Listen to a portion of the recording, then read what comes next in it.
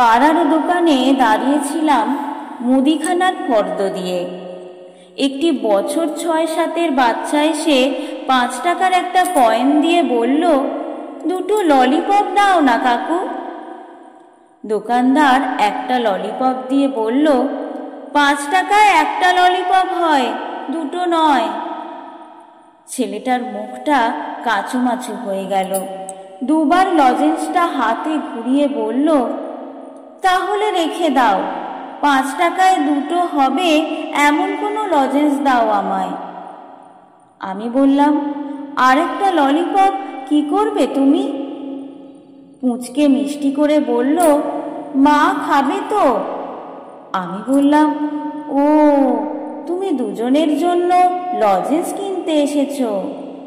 সে বলল, না, মা বলেছে একটাই কিনতে আমার জন্য।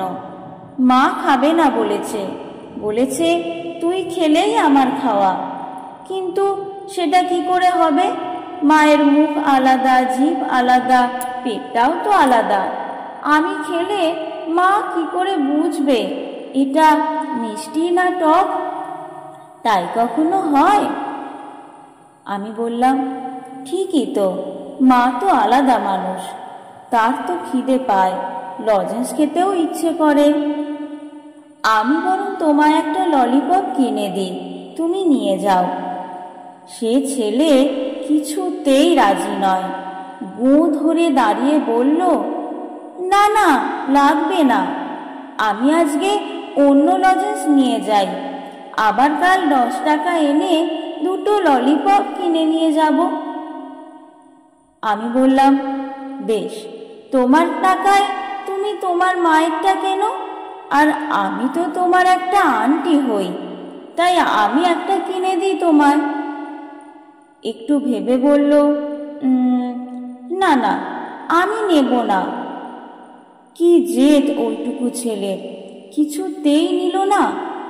অবশ্য আত্মসম্মান বোধ থাকা ভালো। দুটো অরেঞ্জ লজেন্স নিয়ে লাফাতে লাফাতে চলল পুচকে।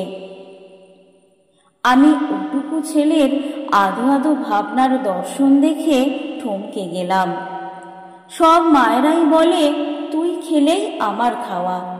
আসলে দিন শেষে সকলের সব শখ পূরণ করতে করতে মায়েরা ভুলেই যায় সেও একদিন অরেঞ্জ লজেন্সের টক মিষ্টি স্বাদটা খুব পছন্দ করত, অথবা মেয়েবেলার ঘরের কোণে বসে বাবার বকুনি খেয়ে ললিপপ পেয়েই কান্না ভুলত।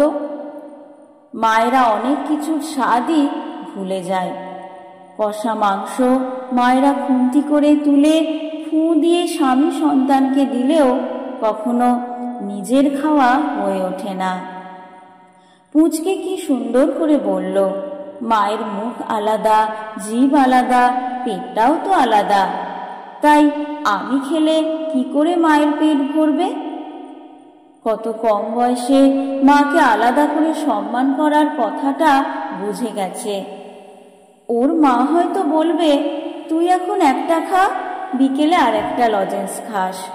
কিন্তু জোর করে মুখে ঢুকিয়ে দেবার পরে এই টক মিষ্টি অরেঞ্জ লজেন্সের স্বাদের সঙ্গে সন্তানের গভীর ভালোবাসার স্বাদ মিশে গিয়ে সেটা অমৃতকেও হার মানাবে, আমি নিশ্চিত।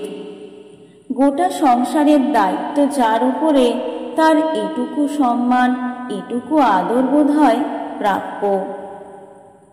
কলমে অর্পিতা সরকার, কণ্ঠে আমি উর্মিলা মান্না দাস। ধন্যবাদ।